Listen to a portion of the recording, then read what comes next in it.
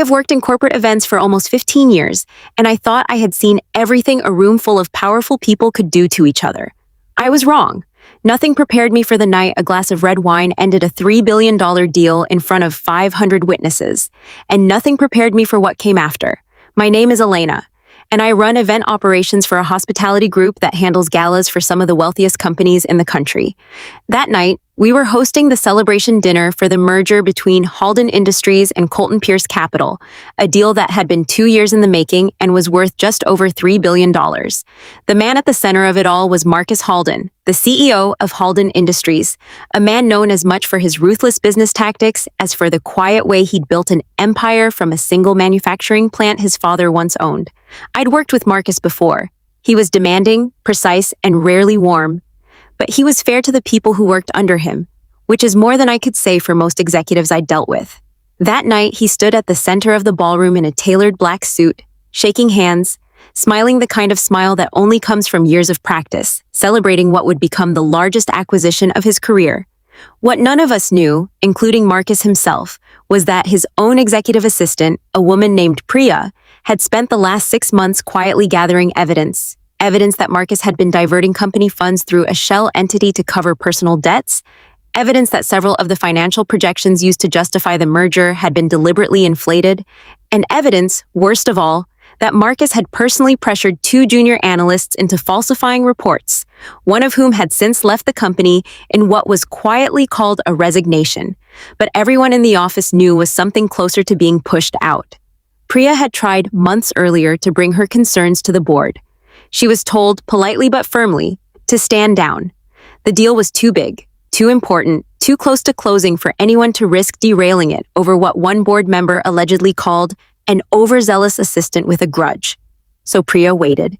She waited until the night of the celebration dinner, when every major investor, every board member, and every journalist covering the merger would be in the same room at the same time. I remember the exact moment it happened because I was standing near the head table, coordinating the timing of the dessert course. Priya walked up to Marcus during his toast, holding a glass of red wine that everyone assumed was part of the celebration. Instead of raising it with him, she said, loud enough for the microphones near the stage to catch every word, "You should know what you're actually toasting to." And then she poured the entire glass down the front of his white dress shirt. The room went silent in a way I have never experienced before or since. 500 people, mid-conversation, mid-laughter, mid-champagne, frozen at the exact same moment. Marcus stood there with wine soaking through his shirt, stunned, and Priya didn't stop talking. She named the shell entity. She named the falsified projections. She named the analyst who had been forced out for refusing to sign off on numbers she knew were wrong. She held up a folder, the kind you'd normally see handed quietly to a lawyer, and said she had copies for every journalist in the room if anyone wanted them. Within seconds, phones were out, not to call security, but to record. By the time hotel staff finally guided Priya out of the ballroom, the video was already being shared. Within an hour, it had been picked up by 2 major financial news outlets. By the next morning, it had over 4 million views. The deal, which was supposed to be finalized with signatures the following week, collapsed within 72 hours.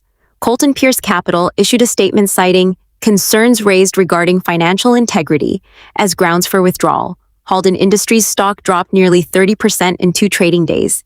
An internal investigation was announced. Marcus took an indefinite leave of absence that everyone understood was not voluntary. I saw Marcus one more time after that, weeks later, when I was closing out final invoices for the event. He came into the office alone, without an assistant, without the usual entourage of lawyers and PR handlers. He looked smaller somehow, the kind of smaller that has nothing to do with height. He asked me almost quietly if I'd known. I told him the truth. I hadn't known anything, not until that glass of wine hit his shirt like a verdict nobody could appeal. What struck me most, in the weeks that followed, wasn't the collapse of the deal or the stock price or the headlines. It was learning what had actually pushed Priya to that breaking point. It wasn't ambition. It wasn't revenge for being overlooked. It was the analyst who'd been forced out, a young woman named Sasha who had trained under Priya for 2 years and who, according to people who knew her, had cried in Priya's office the week she left, terrified that refusing to falsify numbers had just ended her career before it started. Priya had promised her, quietly, that it wouldn't be the last word. 6 months later, in front of 500 people, She kept that promise. The investigation that followed confirmed everything Priya had alleged. Marcus resigned formally 2 months later, facing regulatory scrutiny and multiple shareholder lawsuits. Sasha, the analyst who'd been pushed out, was offered a position at a competing firm, one that had seen the footage and reportedly said they wanted someone with the integrity to walk away from a lie, rather than someone who would sign off on one. Priya left corporate finance altogether.